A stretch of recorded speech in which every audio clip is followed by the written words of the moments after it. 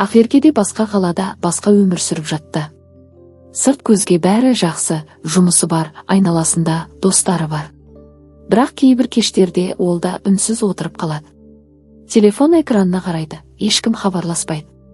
Ол Нұржанды өшіріп тастады, бірақ жүрегінен емес. Бір күні жұмыстан кеш қайтып келе жатып, көшеде таныс иіс сезді. Бір ер адам дәл Нұржан сияқты парфюм қолданыпты. Сол сәтте жүрегі дір етті. Қарап еді, бөтен адам. Бірақ сол сәтте өткеннің бәрі қайта тірілгендей болды.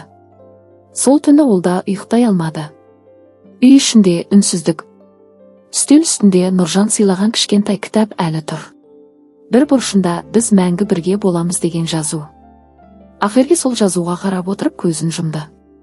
Өткеннің иісі, жылуы, үміті бәрі араласып жүрегін қысты. Бірақ өмір тоқтамайды. Күндер жылжиды. Екеуі де өмірдің жаңа тарауын бастауға тырысты.